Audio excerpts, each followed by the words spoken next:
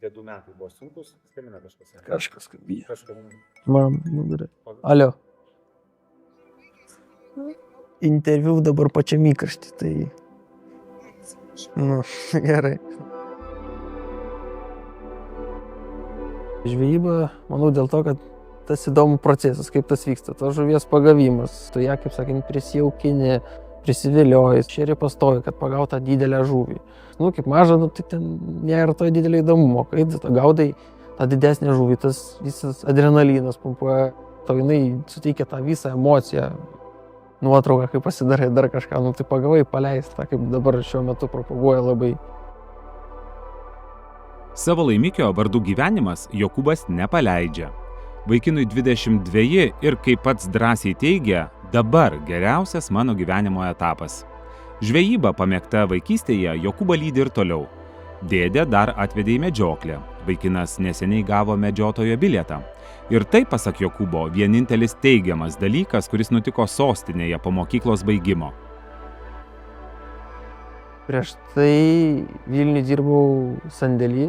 Tas buvo labiausiai nemėgst, man tai ta monotonija. Ta darbą įsivažiuoti gali net ir per dieną, tu supras, ką reikės daryti, o dirbant čia gamykloje visai kas kita. Gauni skirtingas detalės vyrinti, tas didesnė, mažesnė konstrukcija, tas tokios smulkmenas, kas irgi faina yra. Lyginant tai darbą, kur aš dirbau Vilniuje ir čia, tai čia žymiai maloniau širdžiai. Su Jokūbu susitinkame Rokiškio profesinio mokymo centre. Būtent čia jis krimto modulinę suvirintojo profesinio mokymo programos teoriją, išmoko dirbti pagal sudėtingiausias techninės schemas ir, atlikęs praktiką įmonėje, įgavo šios profesijos skaitmenines kompetencijas. Ši 2 metų programa – tai projekto Pameistrystė – nauja galimybė man dalis. Pameistrystė – tai profesinio mokymo organizavimo būdas, kuomet profesijos mokomasi iškart darbo vietoje, ne mažiau nei 70% laiko skiriant praktiniam mokymui, papildant jį su specialybė susijusios teorijos. Besirenkančiųjų pameistrystę Lietuvoje daugėja.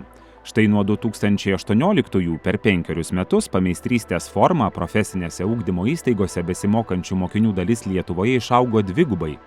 Tiesa, profesinis mokymas pagal aktualumą rinkai vis dar atsilieka nuo ES vidurkio. Ir tik kas antras kolegijų absolventų dirba pagal savo kvalifikaciją.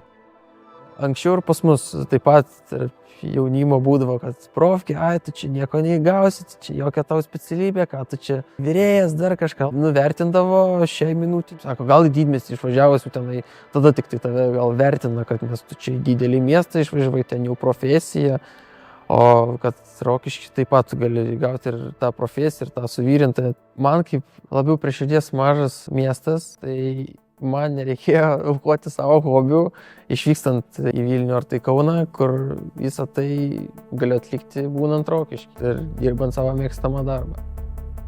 Jokūbas puikus pavyzdys, kad nauja karta pradeda dažniau rinktis pameistrystę. Vaikinui netinka pakankamai gerai, jam svarbu puikiai.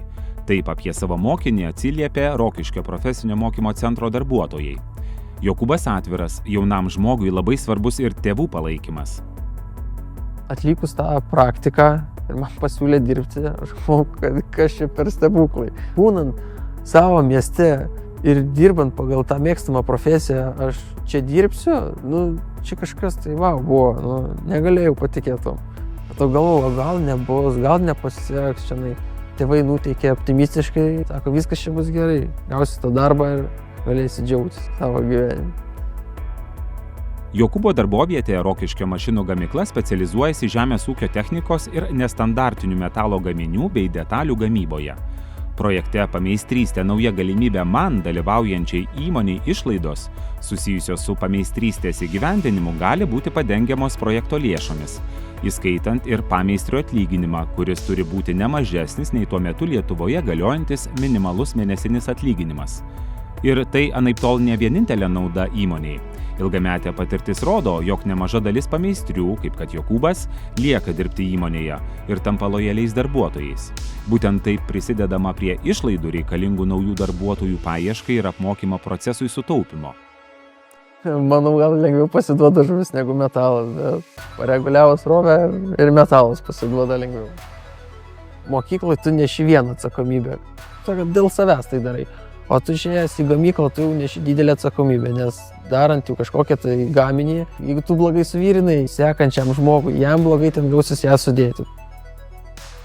Labai tom džiaugiuosi. Tai ką įgyjau. Gal tai paveldėjau iš tėčio, kad jisai anksčiau irgi dirbo tokių pat metų kaip aš. O iš to gavosi dabar, sako, iš kartos į kartą dabar aš perėjau čionai dirbti.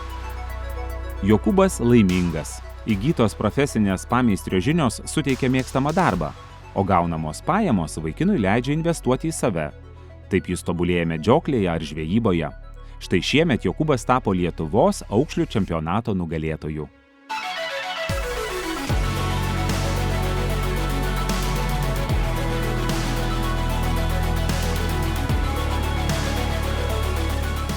Jeigu jaunas žmogus, ar greičiau, ar tai, kad su laiku išmoksta, ar tai atranda savo tą mėgstamą profesiją, tai tegul gyvena tokį gyvenimą kaip aš, mėgstamą ir gerą, ir džiaugiasi šią minutę.